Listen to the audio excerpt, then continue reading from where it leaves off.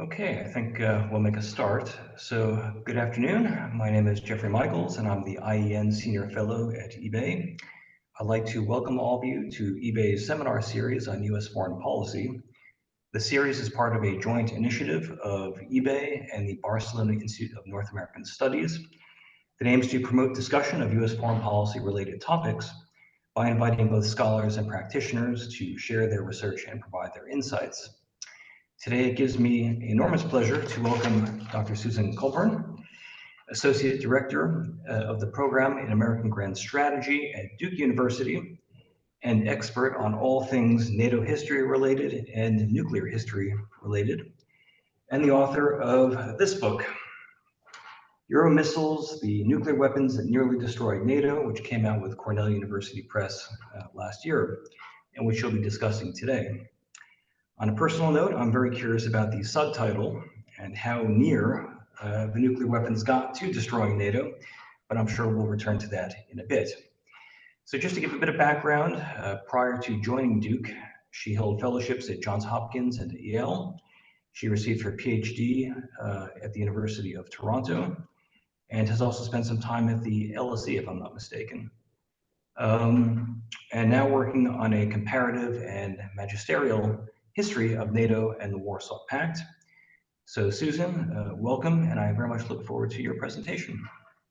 Wonderful. Thanks so much. It's great to be here, and I really appreciate the invitation, and thank you all for joining us this afternoon. I'm going to, as Jeffrey said, talk about my recently published book, Euromissiles, which is a transatlantic history of the so-called Euromissiles. You might have picked that up by the title, which by the term Euromissiles, all I mean are the theater nuclear forces, TNF, or intermediate range nuclear forces, INF, that dominated much of the politics of the 1970s and 1980s. So the story that I tell in the book is one that revolves around maybe an unusual cast of characters at its heart: three types of medium-range missiles. The Soviet Union's RSD-10 Pioneer, more often known by its NATO reporting name, the SS-20 Sabre, and then the US Griffin ground-launched cruise missiles, or GLICMs, and US Pershing II ballistic missiles. The history I tell in the book is really one that started from a seemingly, or perhaps even deceptively straightforward question: why did the Euromissiles matter?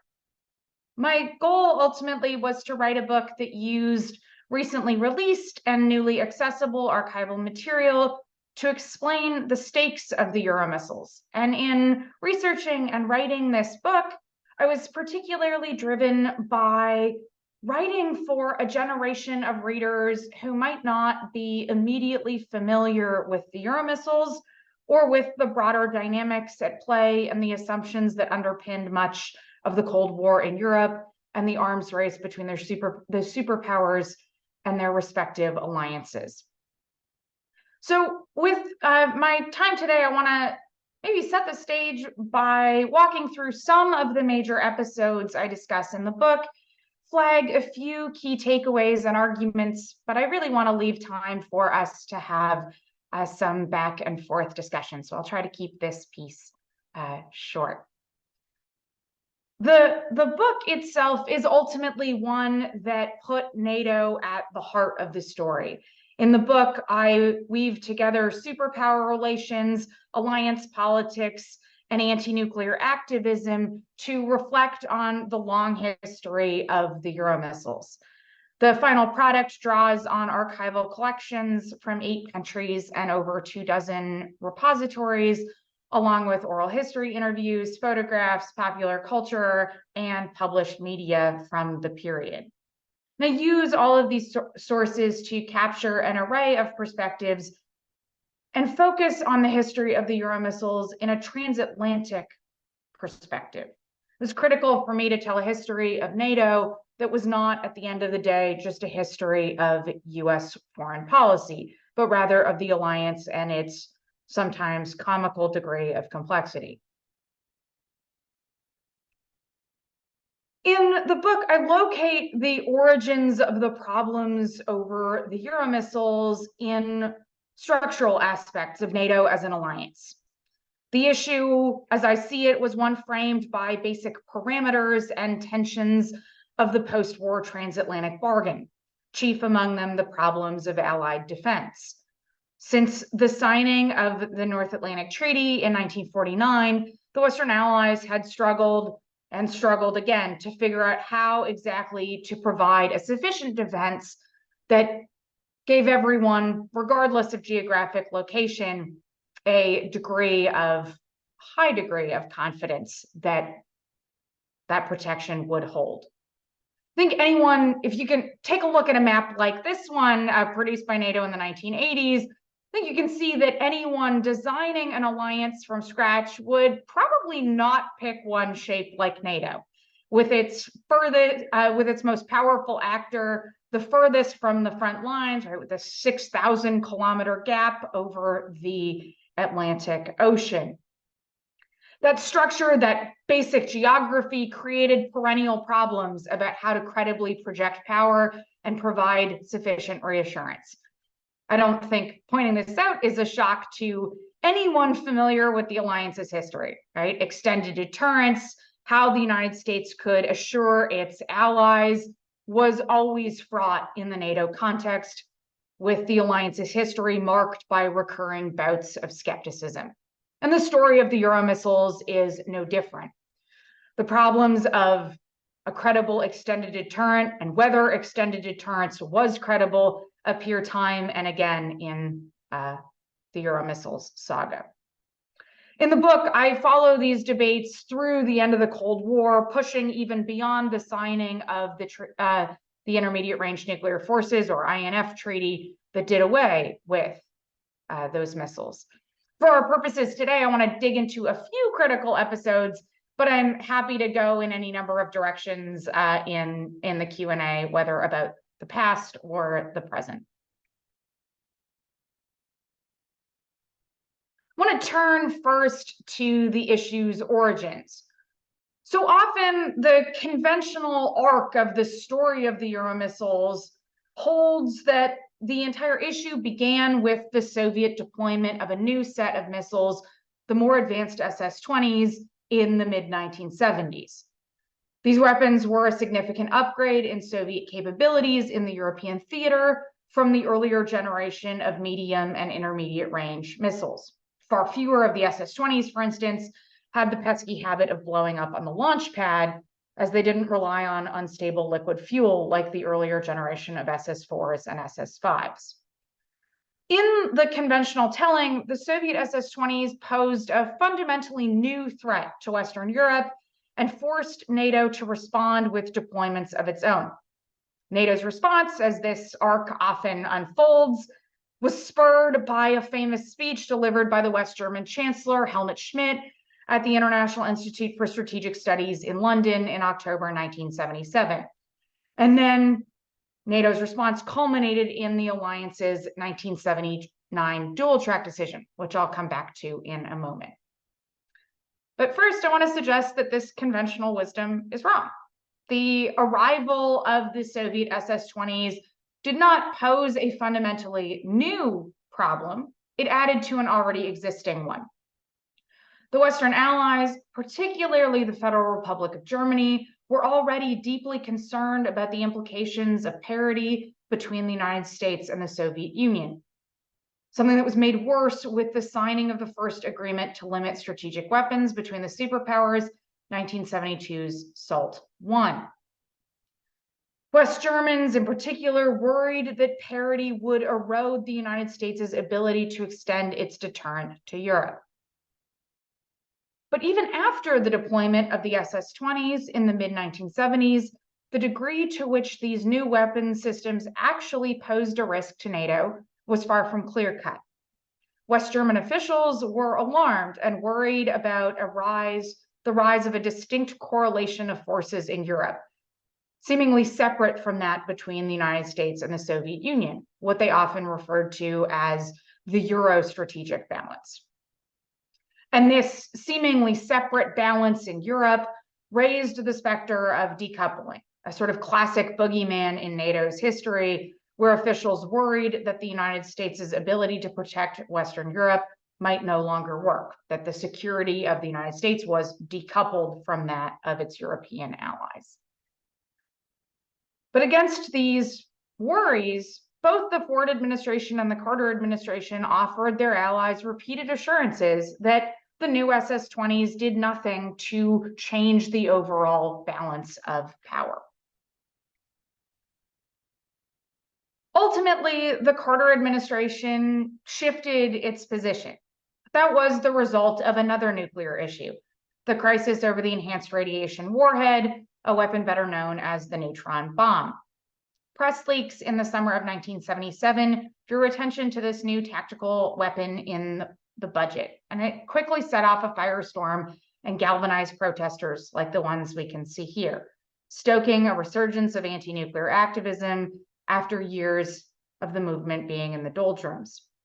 Against mounting public opposition, a fraction of it stoked and bankrolled by Warsaw Pact intelligence services, the NATO allies struggled to cobble together a plan to deploy these new anti-tank systems. It was a painstaking effort to reach an agreement that occupied much of the winter and spring of 1977 and 1978. And then, when the Western allies were on the verge of approving a complicated package, Jimmy Carter, then president, pulled the plug. Carter's decision was roundly criticized, and the choice to walk away from the carefully constructed Allied package was taken as evidence of the worst assumptions already circulating about his leadership. It's taken as evidence of moralistic temporizing and a lack of willingness to even lead on the part of the president. In the press, aides of Helmut Schmidt and Hans-Dietrich Genscher, Schmidt's foreign minister, mocked the president, deriding him as a religious dreamer. They spoke openly to reporters, referring to the Carter administration as, in the words of one aide, a leaderless hencoop.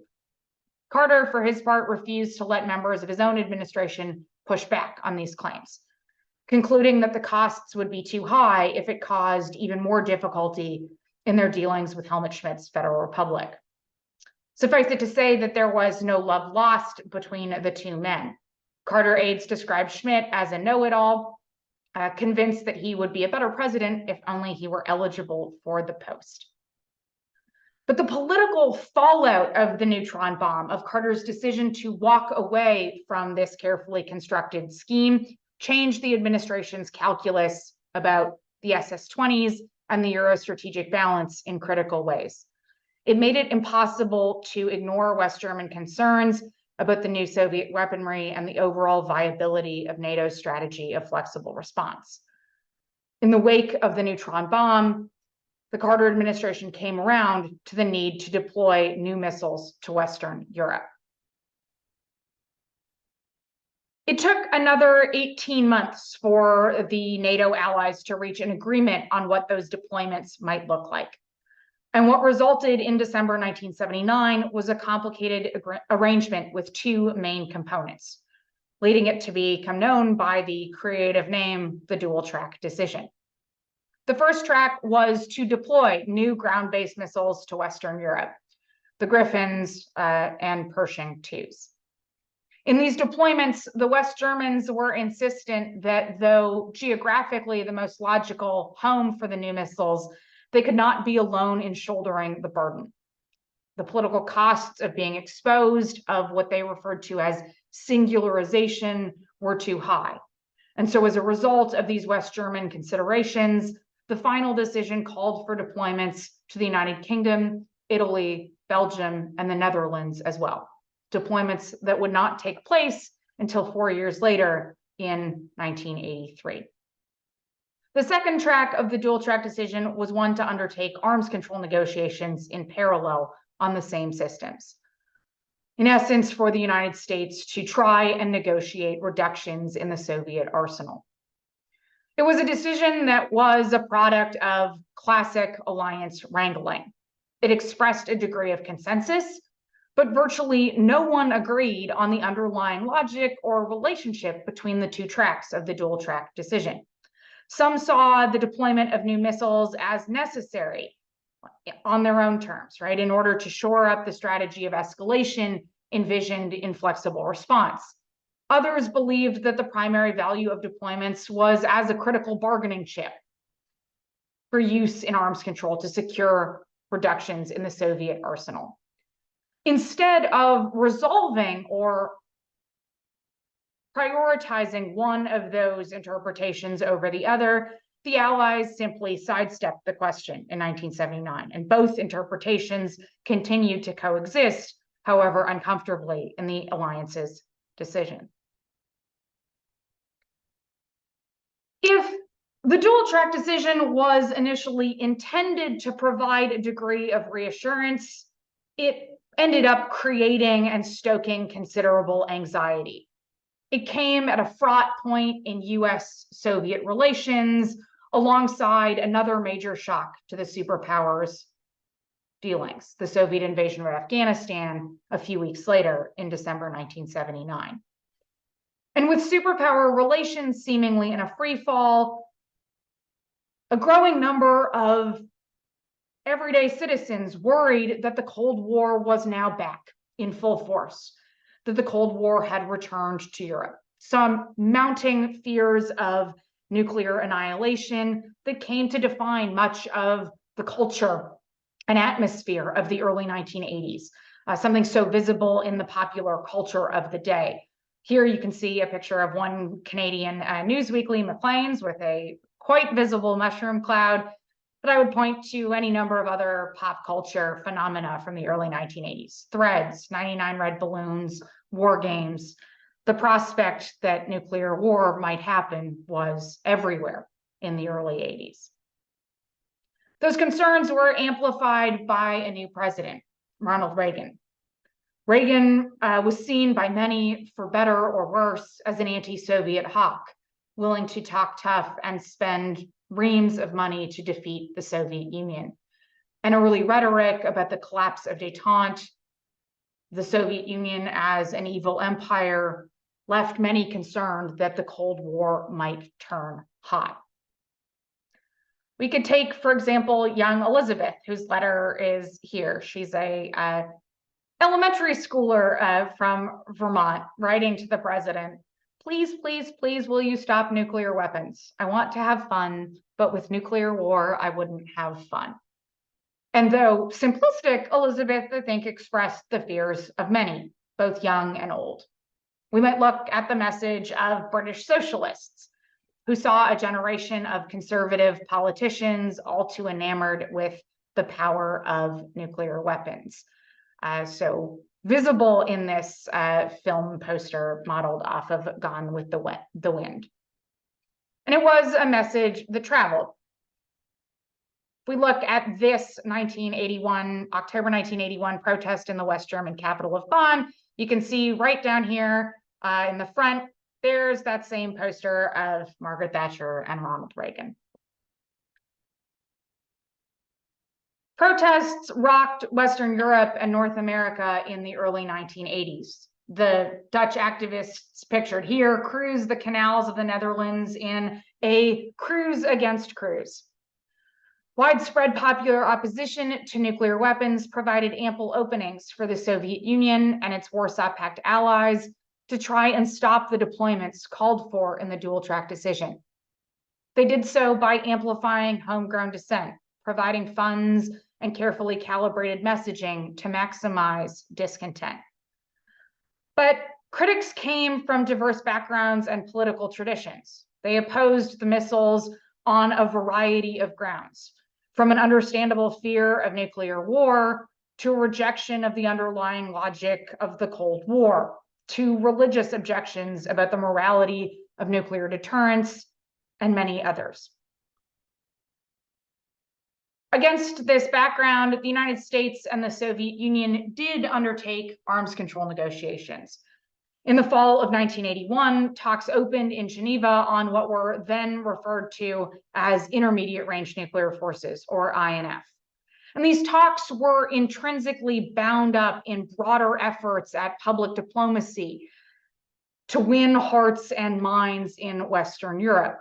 That meant that the talks were often dismissed as little more than a public relations stunt, not an actual attempt to negotiate reductions in the superpowers' nuclear arsenals.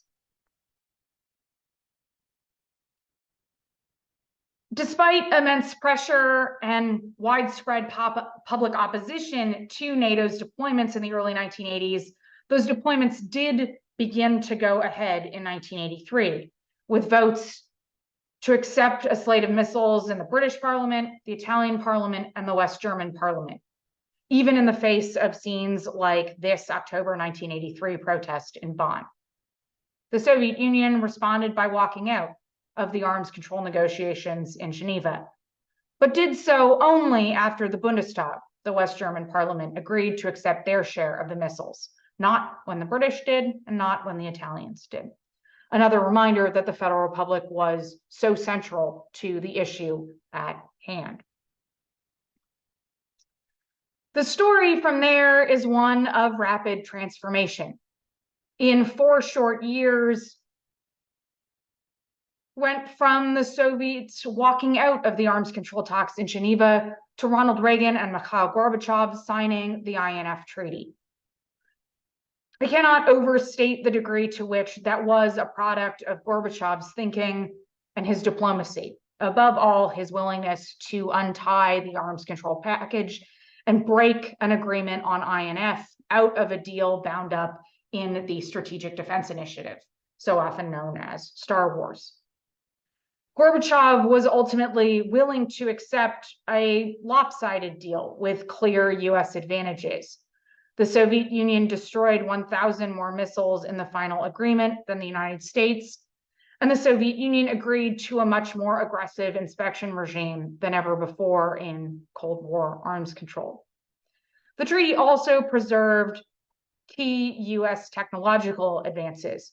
The United States and the Soviet Union dismantled and destroyed every ground-based missile with a range from 500 to 5,500 kilometers, but left air and sea launched capabilities where the United States had a decisive advantage untouched. In the conventional telling, it may seem like the story ends here, with Reagan and Gorbachev signing the INF Treaty in December 1987. But the aftermath of that treaty caused a whole new round of angst within NATO. As the alliance confronted familiar difficulties about just how credible extended deterrence would be with the removal of the Glickums and Pershing IIs. And a new round of problems emerged over weapons left outside the INF Treaty, short-range nuclear forces, or SNF, with a range under 500 kilometers that happened to be due for modernization. The prospect of modernizing these weapons caused particular problems in the Federal Republic of Germany, as it drew attention to nearly all of the uncomfortable realities of the West German position as a state in a divided nation straddling the front lines of the Cold War. This was perhaps best encapsulated by a popular slogan of the day dealing with SNF: the shorter the range, the deader the German. As the West Germans worried and expressed deep reservations about the possibility of modernizing these short-range nuclear forces, Margaret Thatcher, the British Prime Minister, chafed at West German opposition, increasingly convinced that the West Germans had an outsized role in NATO's decision-making. She worried that a swell of popular opposition, coupled with deft diplomacy on the part of Mikhail Gorbachev, could leave the Allies exposed and facing pressure to accept yet another zero option, this time to remove all short-range nuclear forces. The result, she feared, would mean the complete denuclearization of Europe, the unraveling of NATO's deterrent, and with it, the foundations of peace in post-war Europe. Even in 1989, there were deep concerns about the durability of NATO's policies. Earlier debates and deliberations over theater nuclear forces or intermediate range nuclear forces had fractured the security consensus in critical ways and places across the alliance. Many wondered if the alliance could still maintain a posture that fundamentally relied on nuclear weapons. This question was ultimately one swept away with the Berlin Wall and with the collapse of communist regimes across Central and Eastern Europe. But that sense of fragility, whether the still fresh debates over SNF modernization or the scars of earlier protests, remained. And against that backdrop, I think it's not difficult to understand or appreciate why so many Allied officials were eager to see NATO continue to play a vital role in the emerging post-Cold War order. This is a thread I'm planning to pick up in a future project about the struggle to overcome the Cold War division of Europe, spanning from 1945 to the present. By way of conclusion, I want to offer or flag sort of two main takeaways. The first is that the Euromissiles threatened the very fabric of the Atlantic Alliance because they called into question fundamental elements of the post-war bargain. They called into question the United States' role in Europe, the place of the Federal Republic of Germany in the European state system, and the role that nuclear weapons could or should play in ensuring security. The story I tell in the book is one that sheds light on how precisely the things that made NATO strong also left it vulnerable, fragile, and exposed. I would venture that no time in the Cold War was more dangerous from the Allied perspective for the health of the alliance than the spring of 1989.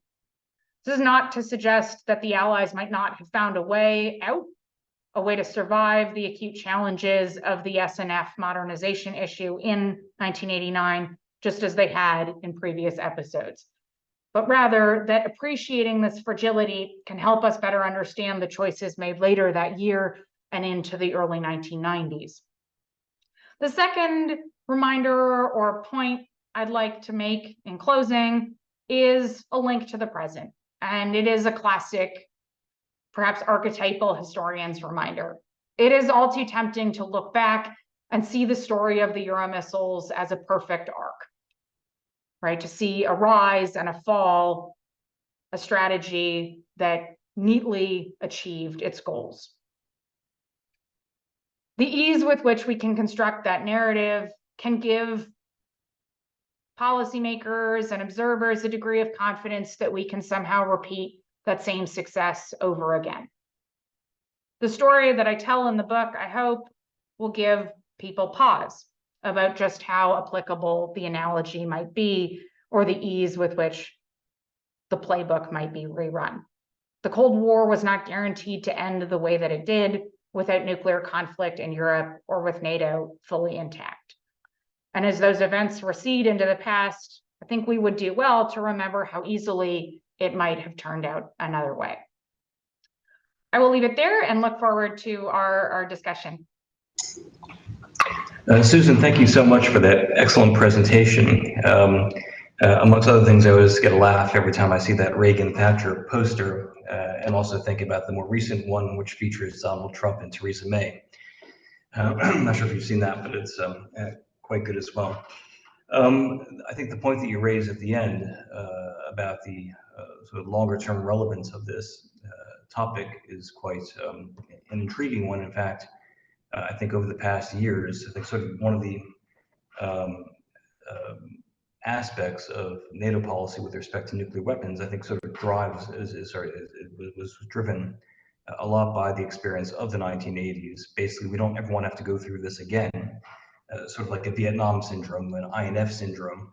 And so when it came to, for example, after 2014, when the State Department talked about the Russians building intermediate range missiles, and also more recently, sort of then leading to the collapse of the INF Treaty, et cetera, nobody wanted to reopen that can of worms. I think perhaps because they have some bad memories, and some officials are still around to remember that. So we have just under half an hour for questions. I see my colleague Martin Shaw has his hand up, so I'd like to call on him first, and then I have quite a few questions of my own. And for anybody else, please just raise your hand. or enter the questions into the chat. Hello. How do I? Martin, hello. No, I'm just trying to make myself visible as well. How do I do that? Very weird. I can't. Let's see. Oh, no, I can't see the. On the bottom, it doesn't have a start video. It's not. Hover your mouse. No, it all seems to be audio. I don't know. Shall I just talk? Yeah, it's a shame not to be visible, but I could. First of all, I wanted to say to Susan how pleased I was to hear her talking, and because I recently read your book, and I'm writing a history of the campaign against nuclear weapons in Britain, and your book was extremely timely in the sense that it covered a crucial period, the missile nuclear weapons side of a crucial period of my story, and so it was really quite a central text for me. In general, I found it extremely compelling, and I think I bought most of your story. I was going to say, since Jeff mentioned E.P. Thompson, that he was never an Oxford professor. That was one tiny error that crept in. But on the more important things, I think the story you tell about the peace movement role in this is very important. And I suppose I would, given that you in the presentation you talked both about peace movement in Europe and in the States. It seems to me there was a particular dynamic here, which was the European dynamic. I mean, this was the whole Euromissile decision was a European political question tied in with the NATO alliance, and one of the paradoxes really is that there wasn't really a European military crisis, of the kind that we have today, or of the kind that there was in Afghanistan and the Middle East, North Africa, Northeast Africa at the time in the late 70s. So this was a crisis confected out of the politics of the NATO alliance and the permutations of NATO strategy. Quite in some ways quite divorced from the processes of détente and the Helsinki process, which was going on at the same time. But the crisis arose, and once it arose and once it forced the question of nuclear weapons into the public arena, of course the movements exploded with an unprecedented, well, not a completely unprecedented speed, but with a speed that surprised everybody at the time, and with a force that surprised everybody at the time. And I think it's, I would want to argue, I mean, I think taking your case further than you presented it just now, that the movement, because it created this huge public presence and public debate, engaged the leaders of the superpowers, that they both made initiatives and responded to each other's initiatives in ways which reflected the discourse and the audience of the peace movements, and so these movements actually played a very significant part in unraveling the Cold War. And I think the other thing I would like to bring up is really the contrast with today, where we do have this crisis in Europe. We have an actual hot war going on in Europe. We have the success of the Soviet Union threatening the use of nuclear weapons and engaging in nuclear blackmail, and yet we have no public response of the same kind. It seems to me a very interesting paradox. I'd like your thoughts on that.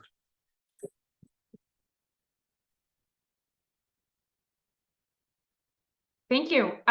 First of all, I'm thrilled to hear that you have read the book and that have found it useful. That's always what every author likes to hear. Yeah, let me talk maybe a little bit first about the role the peace movement plays, or anti-nuclear activism plays in bringing about the end of the Cold War, as I see it, and then link a little to the question of the present and why it is or isn't similar to the 1980s.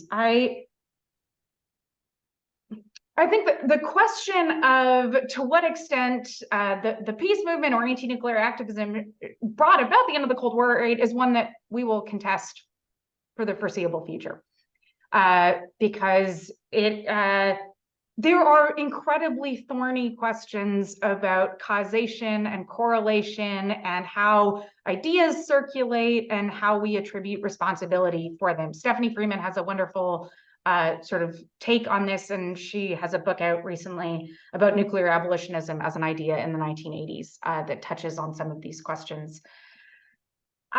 For me, one of the things that I puzzled through in writing about this is very clear that the swell of public opposition, both in the late 1970s to the neutron bomb, and then in the early 1980s to the dual track decision to NATO's prospective deployments, did shape policymakers' thinking in critical ways. It colored the conversations they had about arms control proposals. It was prime discussion in how the Reagan administration thought about alliance management. It was sort of fodder for two different camps who had very different feelings about whether the Allies had value in the Reagan administration. But I have always struggled to make a full connection that to take that further to say that this is particularly how it shaped or shaped the ultimate resolution, because so much of the INF Treaty, the sort of zero option proposal and the solution reached there is a function of Reagan and Gorbachev. And they're teasing out the sort of intellectual factors and underlying strands that shape their thinking. I agree wholeheartedly that they were shaped by the context, including by public opposition.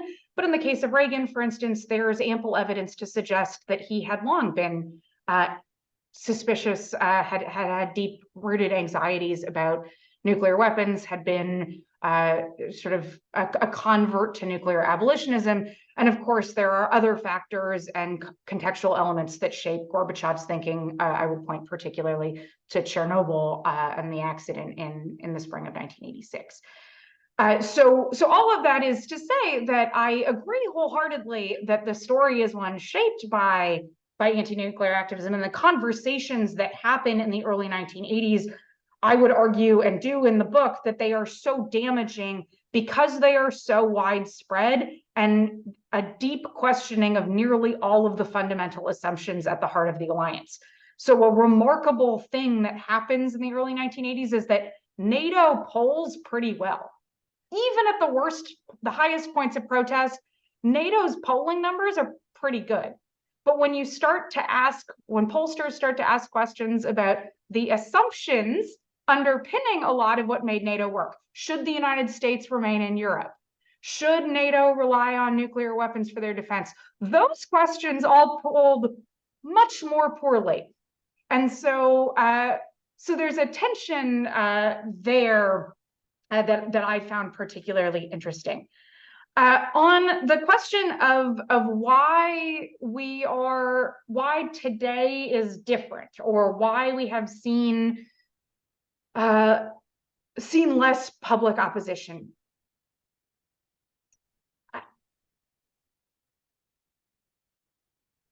I can only speculate, and I think that's what we are all sort of doing as we watch these things unfold. But my sense is that much of what galvanized people to organize and mobilize in the early 1980s, those same circumstances are not here today.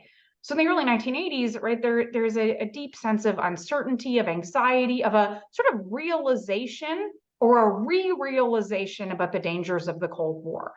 And though the renewed Russian invasion of Ukraine in February of 2022 certainly has offered a reminder of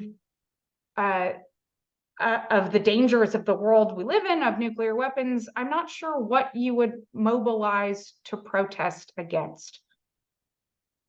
And so we have seen, obviously, some omnibus anti-war demonstrations, though those have waned since February 2022. But there's not quite the same policy to focus on.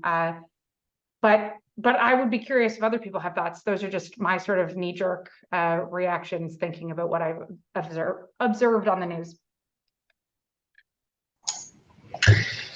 Susan, I have a few questions for you.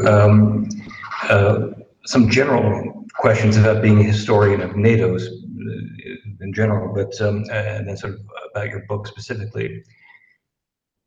I have to sort of put on my North American studies cap for just one moment, if you'll forgive me, and ask a very North American question based on your observations of having worked on both sides of the border.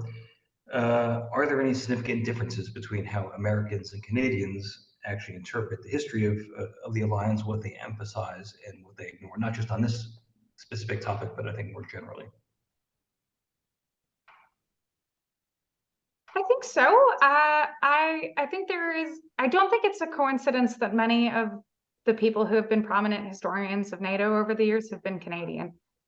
Because I think it is embedded in the Canadian strategic culture and the Canadian sort of foreign policy culture in a way that draws Canadians to study NATO and be interested in its topic. And I would say that certainly, I can only speak for myself, but as a historian born in Canada and trained in Canada primarily and in the UK, I would draw a direct connection between that and my desire to understand the alliance as something more than an extension of US foreign policy. Right? I would be the first person to tell you that the United States is unquestionably the most important actor within NATO. I mean, it is the United States that I could not have written this book without an appreciation of that fact, right? It is the United States who supplies the Euromissiles. It is the United States who goes to the negotiating table with the Soviet Union. But part of the story I wanted to tell here, and by putting NATO at the center, is to show that every one of the allies can influence the alliance in their own peculiar ways. And that the alliance's structure makes that possible, because it means that suddenly a decision about nuclear weapons and whether or not this whole deployment will go ahead of 4 years hinges on whether or not the Italian parliament is going to vote in favor of something. That is a contingency that I'm not sure was a wise one on the part of planners, but also is a good reminder that the middle and smaller powers also shape the alliance's policies and sort of the environment the alliance is existing in critical ways. And so part of my goal in the book was to not diminish the role of the United States or of the other big allies, France, the United Kingdom, Federal Republic of Germany, but rather to put them in a little bit more context, that Belgian politics really matter in the story of the Euromissiles, and Dutch opposition to nuclear weapons is extremely important in the story of the Euromissiles in ways that might be surprising given how we often talk about NATO as a US-led alliance.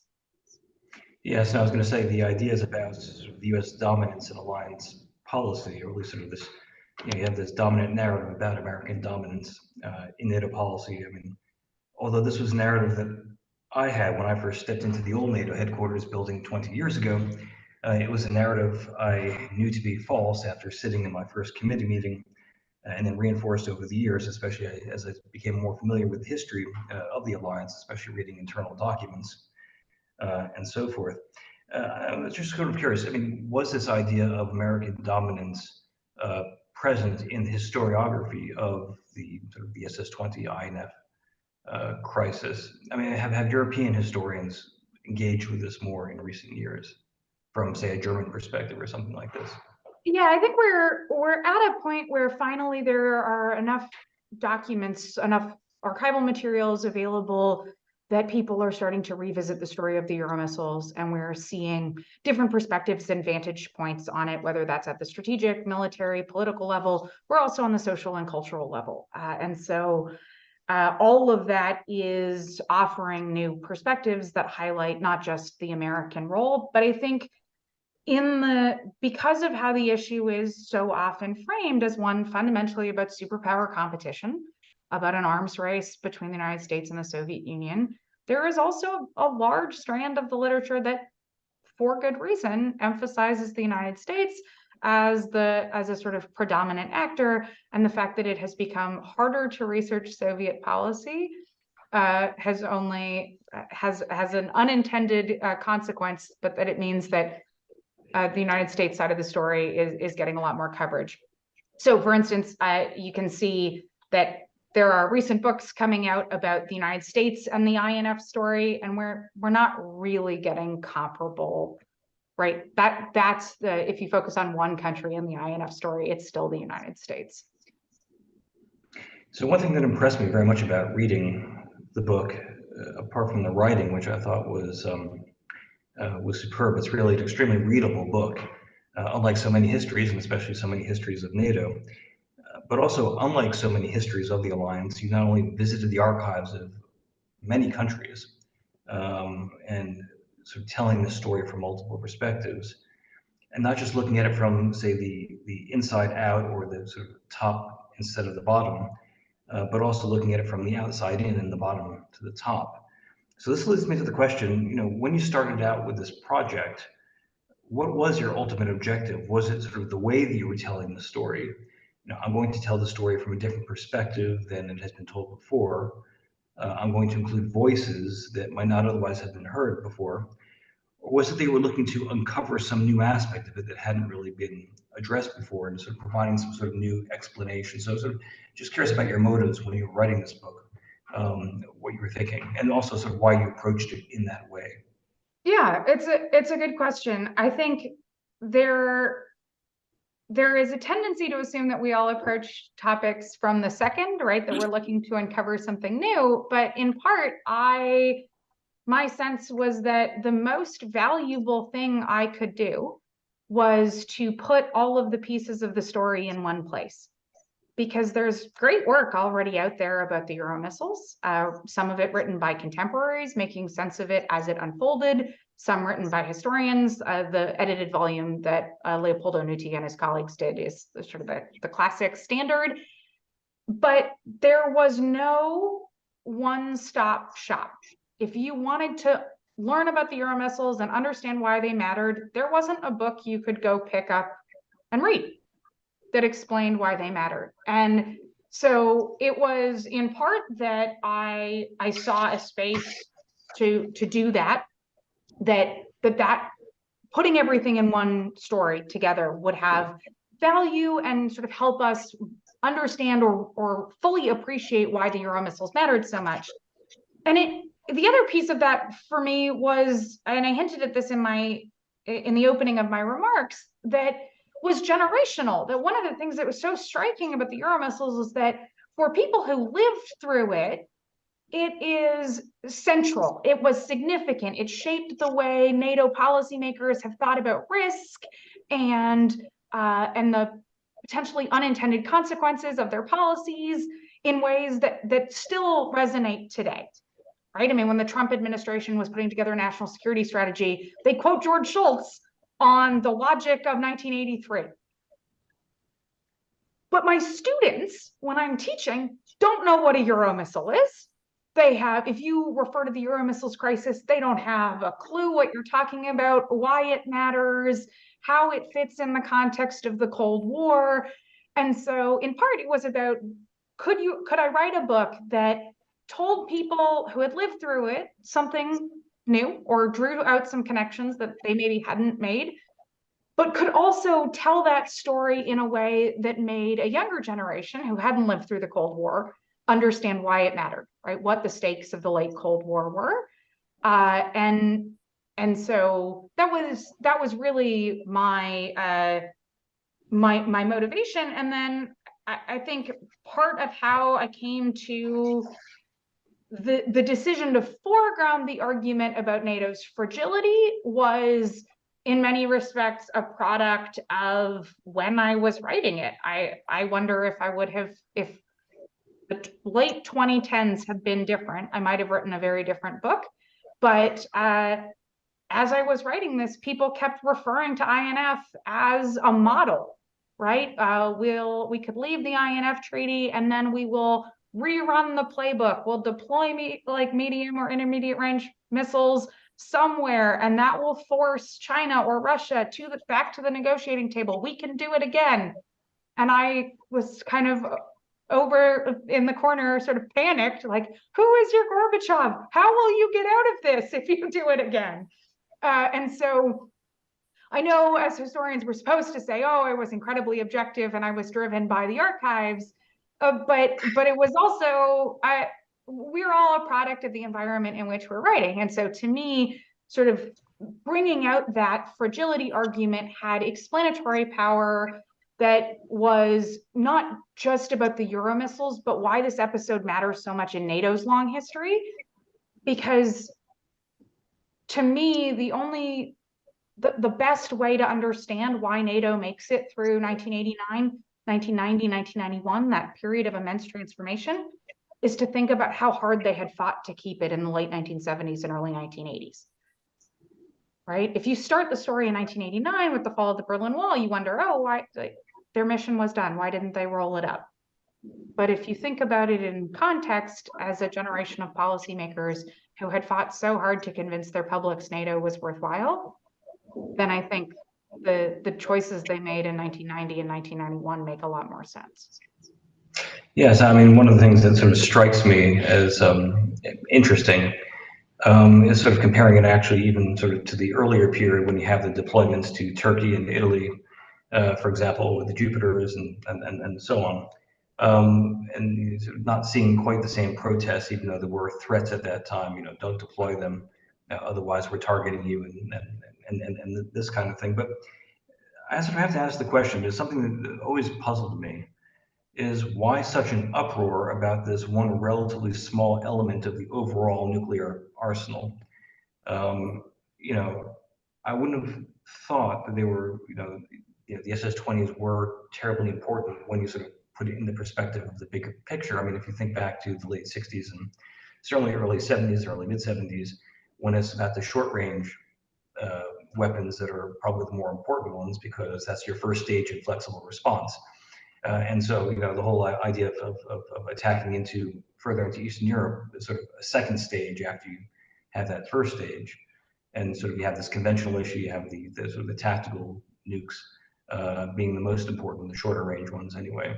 And then suddenly we get into this whole debate later on about these intermediate range, and then of course not even including the strategic missiles and so forth, and also various other aspects to this as well. But I was just sort of amazed that this one issue was sort of more or less taken out of this broader nuclear context. I mean, were people talking about the other 6,000 weapons that were already in Europe at the time anyway, and so forth. There were all sorts of other ways of using nuclear weapons apart from the ones that, apart from the Pershing and the Glickham option.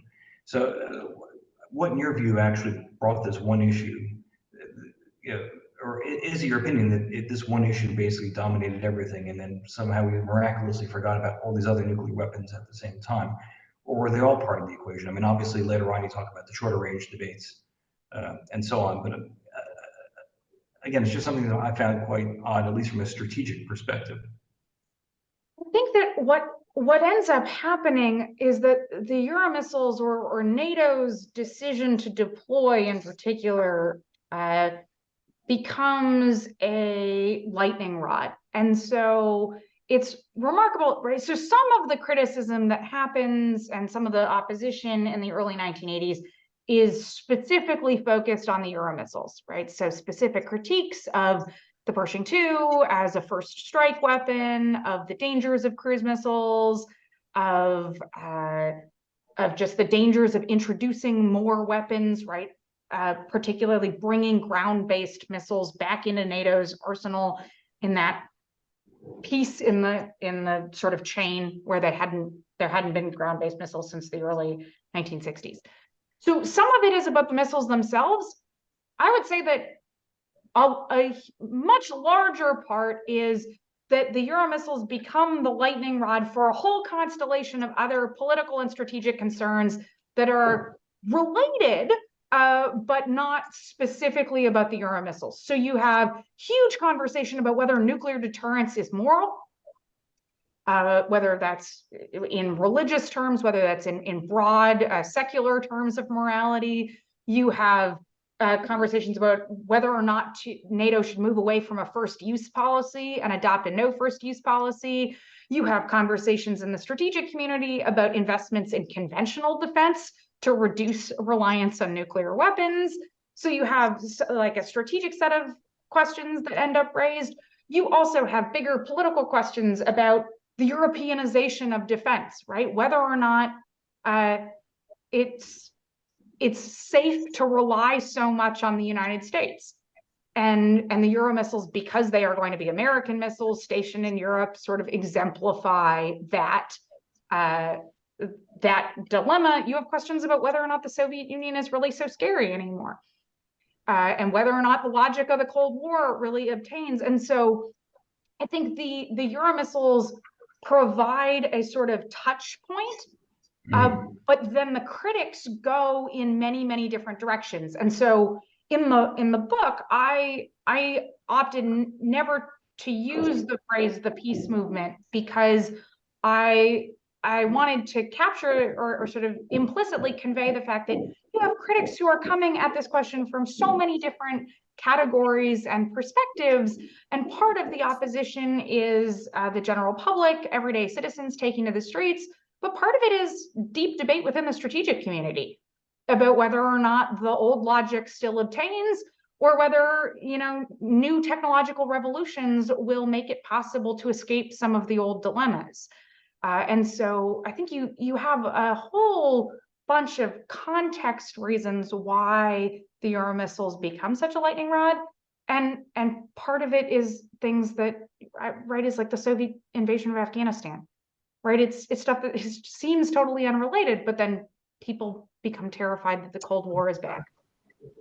Yes, I mean, one question I always was curious about, perhaps just more from my recent observations of interpretations of U.S. policy, is whether the personality of the president actually matters. And sort of, you know, for example, after George W. Bush, you know, seeing the interpretation of American foreign policy when Obama became president, even though many of the policies were effectively the same, but nevertheless, you sort of have this interpretation which was much more friendly compared to what it was before. And I'm not sure sort of the extent to which Reagan really was this sort of lightning rod, basically touching, I mean, exacerbating something that was, you know, had existed before, but whether there's a massive increase or not in public sentiment in Europe as well as in the United States on this issue, precisely because of him. Yeah, what is interesting is that it's not that there's no opposition in 1980 when Carter is president. There is, and much of the early organizing against the Euromissiles, against the dual track decision, happens in 1980 while Carter is president. Though the Carter of 1980, we should say, is very different than the Carter of 1977 or 1978, right? Has come out sort of full force against the Soviet invasion of Afghanistan. But what's striking is that in 1980, a lot of the rhetoric is critical of the United States broadly. In 1981, when Reagan becomes president, Reagan himself becomes much more prominent. So just I looked through so many photographs and watched so many news clips and things of demonstrations in writing this book. And I very rarely saw posters with slogans that mentioned Jimmy Carter. No one made a paper mache Jimmy Carter riding a missile. Reagan, his persona, his rhetoric meant that his identity, he became a sort of avatar that was then used by the movement. And so a lot of it is much more focused on Reagan as an individual. Whereas before, I would say it's more about the United States broadly. And if I could ask one last question before we close, and it's actually not really my question per se, it was a question that was asked about, I think, 30 plus years ago by the historian Gaddis Smith, who was asking basically in his, for future historians who look back on the SS-20 crisis, to what extent he was sort of asking about the role of weapons manufacturers and sort of the military-industrial complex in relation to the Pershing II. And he was saying, what was really behind the push to do the Pershing II missile, and to what extent did arms manufacturers, basically, or whoever it was that was developing that weapon, to what extent did they influence the process? And I wasn't sure if you had come across any information on that, but I was just curious how to revisit that question after 30 plus years.